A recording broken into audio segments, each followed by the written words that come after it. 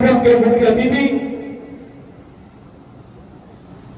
Uttar Pradesh Bharatiya Janata party प्रबुद्ध प्रकोष्ठ के सह संयोजक और प्रतापगढ़ जनपद के पूर्व जिलाध्यक्ष जो इंटर कॉलेज में प्रवक्ता के पद पर भी कार्यरत हैं, बड़े ही आदर के साथ इस प्रयागराज के पुण्य भूमि और इस विधानसभा में आपको इस विषय पर अपनी बात रखने के लिए आमंत्रित करता हूं। आदरणीय ओम प्रकाश त्रिपाठी जी।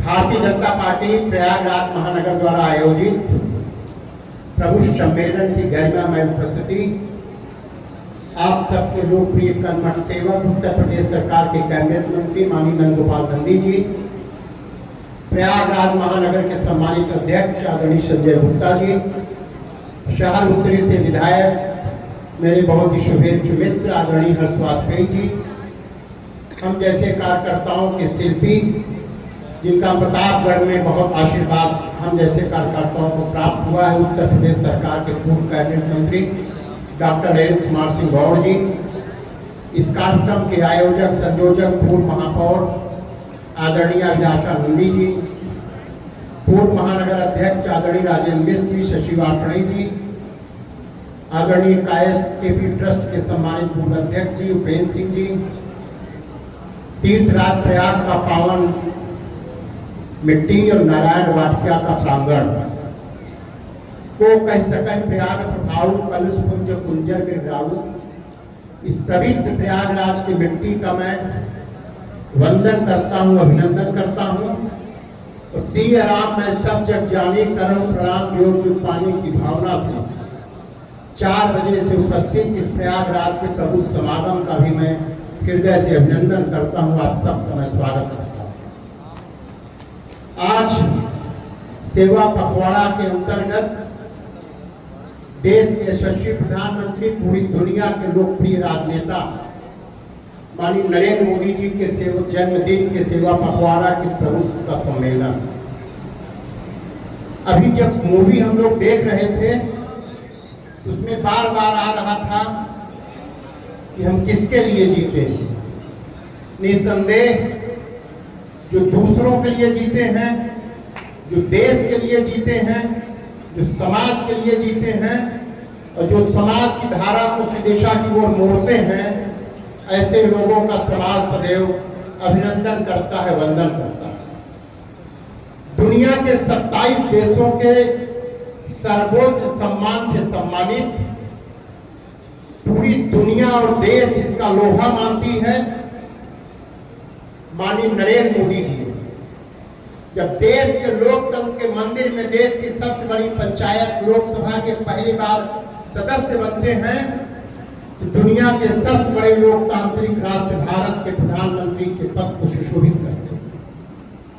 और प्रधानमंत्री पद की शपथ लेने के पूर्व काशी के सांसद होने के नाते माँ गंगा की आके आरती करते, हमारी गौरवशाली विरासत को बचा करके रखते हैं, अच्छू करते हैं। आप कल्पना कीजिए कि मूवी में रेलवे स्टेशन पर चाय की केतली में जिसका बचपना बीता हो और 63 वर्ष की आयु में भारत के प्रधानमंत्री के पद को सुशोभित करें। 2001 से 2025 तक का 24 वर्ष का कालखंड संवैधानिक पद पर जिसका दायित्व बीता, वो प्रश्न करते हैं जो वंशवाद और परिवारवाद और ट्यूटर और एसी की कमरे की राजनीति करते हैं। एक तरफ 56 इंच के सेने वाले भारत के प्रधानमंत्री की 75वें वर्षगांठ पर आप सबकी तालियों के बीच में उनको जन्मदिन की मैं शुभकामना देता हूँ। कल्पना कीजिए जब 26 मई 2014 को माननीय नरेंद्र मोदी जी भारत के प्रधानमंत्री पद की शपथ ले रहे थे, हजारों की संख्या में राष्ट्रपति भवन में लोग उपस्थित थे, लेकिन प्रथम पंक्ति में बैठे थे 7 सार्क देशों के राष्ट्राध्यक्ष। और उसी समय लिख दिया गया था कि 2004 से 14 का भारत नहीं है, ये नरेंद्र मोदी के नेतृत्व का भारत है। हम कूटनीति के क्षेत्र में, रणनीति के क्षेत्र में और विदेश नीति के क्षेत्र में अपने ऐतिहासिक संबंधों को सम्मान देते हुए राष्ट्र सर्वोपरि की भावना के साथ हम अपनी पैतरे को बदलेंगे, अपनी रणनीति को तय करेंगे। कोई दुनिया में ऐसा जन्मा नहीं है जो भारत पर आंख उठा के देख सकेगा। माननीय मोदी जी ने कहा था कि न आंख झुका के बात करेंगे, न आंख उठा के बात करेंगे, आंख में आंख डाल करके बात करेंगे। और 2014 के पहले जब हमने उनको प्रधानमंत्री पद के लिए घोषित किया था, सौगंध मुझे इस मिट्टी की, मैं देश नहीं छूटने दूंगा, मैं देश नहीं ढूंढने दूंगा, उन्होंने नारा दिया था। जब भारत देश के अमृत काल के बाद 15 अगस्त 2023 को लाल किले की प्राचीर से माननीय प्रधानमंत्री जी उद्बोधन कर रहे थे, तो उन्होंने विकसित राष्ट्र की बात को रखा। और 20 मई 2014 को भारत के संसद के केंद्रीय कक्ष में एनडीए के नवनिर्वाचित सांसदों को संबोधित करते हुए माननीय प्रधानमंत्री जी ने कहा था कि सरकार ऐसी होनी चाहिए जो गरीबी को जाने, गरीबों को जाने, और सरकार की बनाई गई नीतियां गरीबों तक पहुंचनी चाहिए। 28 अगस्त 2014 को जब जनधन खाता को उन्होंने शुरुआत की, बैंकों का राष्ट्रीयकरण 1969 में इंदिरा जी ने किया था, लेकिन भारत की गरीब और गरीबों के दहलीज तक बैंक पहुंची जब 28 अगस्त 2014 को जनधन खाता खुला। माननीय विधायक जी शहर उत्तरी भारत की अर्थव्यवस्था के संदर्भ में बोल रहे थे। इस प्रयाग की पावन धरती पर बोलते हुए हम गर्व के साथ कह सकते हैं कि अर्थशास्त्र के विद्यार्थी, ये विद्वता की नगरी प्रयागराज है, शिक्षा, साहित्य, राजनीति का बातें देती है। आज जिस 1926 में एलिजाबेथ पैदा हुई थी, 8 सितंबर 1922 को उनको मृत्यु हुई। 1926 में जब पैदा हुई थी तो ब्रिटेन हम पर राज कर रहा था। 8 सितंबर 2022 को जब इनकी मृत्यु हुई तो ब्रिटेन को पछाड़ करके हम 5वीं अर्थव्यवस्था बने थे। लेकिन अगर जीडीपी के माध्यम से देखा जाए, अर्थशास्त्र के जानकार लोग, आज हम 4थी अर्थव्यवस्था के दरवाजे पर दस्तक दे रहे हैं और खरीदारी के क्षेत्र में 3री अर्थव्यवस्था की तरफ हम दस्तक दे रहे हैं। और आने वाले दिनों में भारत अर्थव्यवस्था के क्षेत्र में पूरी दुनिया का सिरमौर बनने जा रहा है। आज विकास की बात हम करें, 78 साल के बाद, आजादी के 78 साल के बाद 13 दिसंबर 2025 मोदी जी अपने जन्मदिन के 4 दिन पहले भारत के रेलवे के नक्शे पर मिजोरम को जोड़ते हैं। यह योजना मिजोरम को रेल से जोड़ने की योजना 2008 और 9 की योजना है, लेकिन प्रारंभ हुआ जब एक चाय बेचने वाले गरीब परिवार में जन्मे। भारत के लोक सेवक, प्रधान सेवक माननीय नरेंद्र मोदी जी ने 2014 में प्रधानमंत्री बनने के बाद सारी लंबित योजनाओं की जानकारी ली, समीक्षा की। 2015 में प्रारंभ हुआ, आज मिजोरम रेल के नेटवर्क से जुड़ा हुआ। एक ऐसे प्रधानमंत्री जो दुनिया के सबसे बड़े लोकतांत्रिक राष्ट्र के प्रधानमंत्री एक प्राइवेट टनल में मजदूर फंसते हैं तो भारत सरकार के कैबिनेट मंत्री को लोहे की केबल में बैठा करके 7 घंटे के अंदर बिजली, पानी, भोजन वहां मुहैया कराया जाता है। जब मिशन फेल होता है तो वैज्ञानिकों के आंसू को पोंछते हैं, तो दिन रात प्रयाग के कुंभ मेले में सफाई कर्मियों के पैर को प्रक्षालन करते हैं। यह है देशवासियों की सेवा। यह 27 देशों का सम्मान, 140 करोड़ देशवासियों का सम्मान है। ऐसे हमारे नेता माननीय नरेंद्र मोदी जी जब एशियाड खेल में, ओलंपिक खेल में खिलाड़ी जाते हैं तो पीठ थपथपाते हैं, जीत के आइए, स्वर्ण पदक लेकर के आइए, अगर पराजित होके आइएगा अगली बार जीतेंगे। यह है माननीय नरेंद्र मोदी जी का भारत। यह नया भारत, श्रेष्ठ भारत, विकासशील भारत। 1991 में इसी प्रतापगढ़ की प्रयागराज के सपूत डॉक्टर मुरली मनोहर जोशी के नेतृत्व में तिरंगा एकता यात्रा निकली थी। जब कन्याकुमारी से कश्मीर तक, आप कल्पना कीजिए कि 90 के दशक में श्रीनगर के लाल चौक में कश्मीर का गवर्नर भी भारत का तिरंगा नहीं फहरा सकता था। और उस यात्रा के सारथी थे माननीय नरेंद्र मोदी जी। कश्मीर पहुंचने के पहले आतंकवादियों ने पोस्टर लगाया था कि किसकी मां ने दूध पिलाया जो भारत का तिरंगा लहराएगा। और माननीय नरेंद्र मोदी जी ने कहा था कि बिना बुलेट जैकेट के आऊंगा। 26 जनवरी की सुबह 10 बजे तय हो जाएगा कि किसने भारत मां का दूध पिया है और भारत का तिरंगा आसमान में लहराया जाएगा।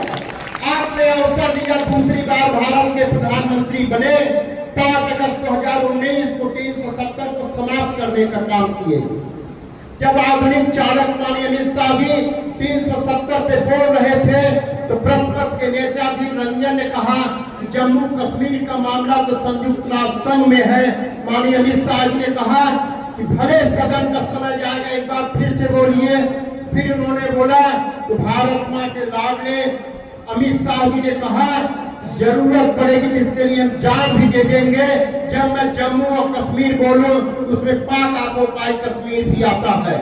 आज 2016 उड़ी की घटना, 2019 पुलवामा की घटना, 2024 पहलगाम की घटना इस बात की द्योतक है कि जरूरत पड़ेगी। गंगा मैया की कृपा, आप सबका आशीर्वाद रहा तो न केवल पाक आकोपाई कश्मीर में, रावलपिंडी इस्लामाबाद की धरती पर भी भारत का तिरंगा लहराया जाएगा। उत्तर प्रदेश के संत मुख्यमंत्री माननीय योगी आदित्यनाथ जी ने कहा है यह तो पाकिस्तान दुनिया के नक्शे से मिटेगा, यह तो पाकिस्तान हिंदुस्तान में सम्मिलित हो जाएगा। यह है एक राष्ट्रवाद विकासवाद की सरकार। अंतरराष्ट्रीय स्तर पर अभी हर्ष वाजपेयी जी के पहले चाणक्य की बात जब गुड मोर्च के संचालक पांडे जी चर्चा कर रहे थे, चाणक्य ने कहा था कि दुश्मन का दुश्मन दोस्त होना चाहिए और दोस्त का दुश्मन दुश्मन होना चाहिए।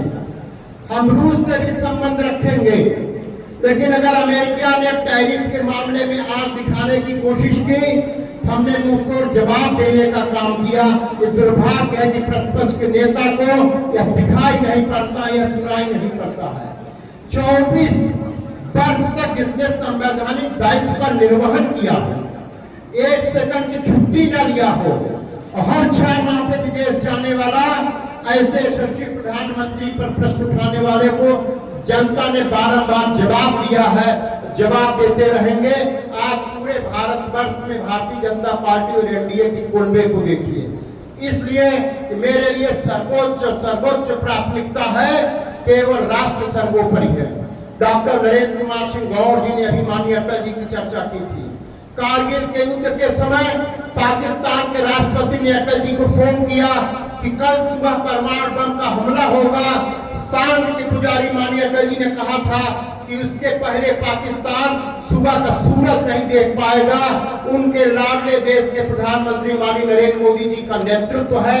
आज एशिया से अफ्रीका तक, अफ्रीका से यूरोप तक भारत का डंका बज रहा है।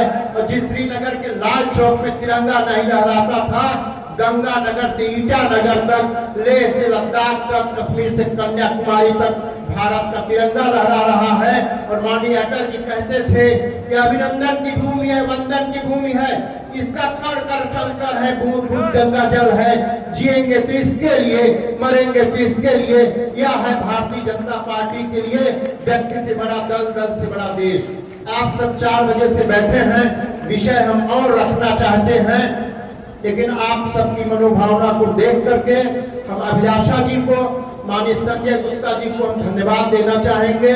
हम प्रबुद्ध प्रकोष्ठ के प्रदेश संयोजक के नाते, पूर्व अध्यक्ष के नाते, जिला प्रभारी कौशाम्बी के नाते काशी क्षेत्र के सभी जनपदों में आ जाने का अवसर मिलता है, लेकिन इतना सफल आयोजन आज पहली बार हमको इस प्रयाग की धरती पर देखने के लिए मिली है। हम आप सबका अभिनंदन करते हैं।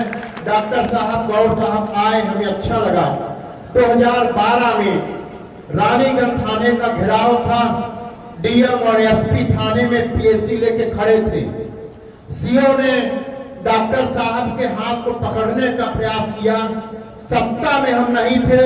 डॉक्टर साहब ने कहा कि सीओ साहब अगर हाथ लगाइएगा बहुत बुरा होगा। जिला अधिकारी प्रतापगढ़, पुलिस अधीक्षक प्रतापगढ़ की हिम्मत नहीं पड़ी कि भारतीय जनता पार्टी के किसी कार्यकर्ता की तरफ उठा करके देख सके। ऐसे इस प्रयास की पावन धरती पर आप सबका आशीर्वाद मिला। मैं पुनः अभिनंदन करता हूं। आपका जब आदेश, संगठन का निर्देश होगा, हम आप सबके बीच में आएंगे।